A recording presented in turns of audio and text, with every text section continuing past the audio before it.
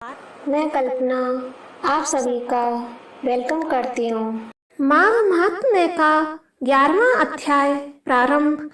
यमदूत कहने लगे कि हे वैश्य, मनुष्य को सदैव शालिग्राम की शिला में तथा वज्र या कीट गामती नत्र चक्र में भगवान वासुदेव का पूजन करना चाहिए, क्योंकि सब पापों का नाश करने वाले, सब पुण्यों को देने वाले तथा मुक्ति प्रदान करने वाले भगवान विष्णु का इसमें निवास होता है।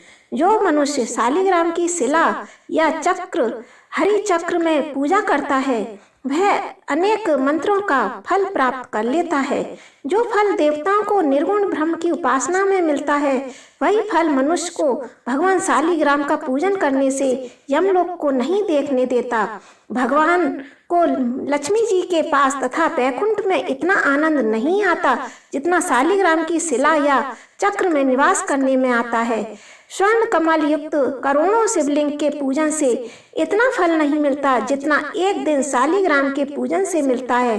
भक्ति पूर्वक शालिग्राम का पूजन करने से विष्णु लोक में वास करके मनुष्य चक्रवर्ती होता है।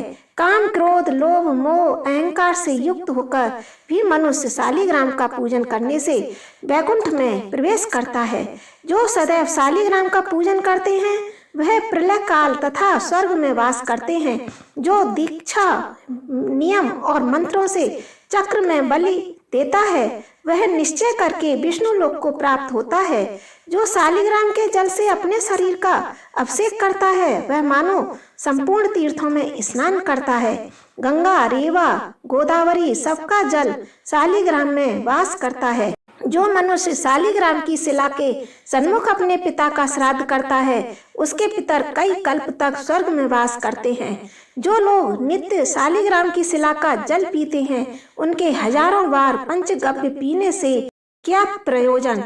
यदि शालिग्राम की शिला का जल पिया जाए तो सहस्त्रों तीर्थ करने से क्या लाभ। जहाँ पर शालिग्राम है, वह स्थान तीर्थ स्थान के समान है। वहाँ पर किए गए संपूर्ण दान, होम करोड़ों गुणा फल को प्राप्त होते हैं। जो एक बूंद भी शालिग्राम का जल पीता है, वह माता के स्तनों का दूध पान नहीं करता, अर्थात गर्भाशय में नहीं आता।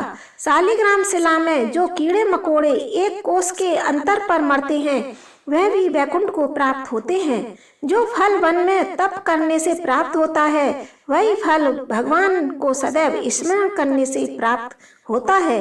मोहवश अनेक प्रकार के घोर पाप करने वाला मनुष्य भी भगवान को प्रणाम करने से नरक में नहीं जाता।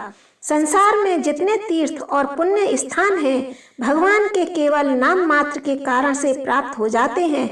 इस तरह से माघ महात्म्य का 11वां अध्याय समाप्त होता है। हरे कृष्णा, राधे राधे।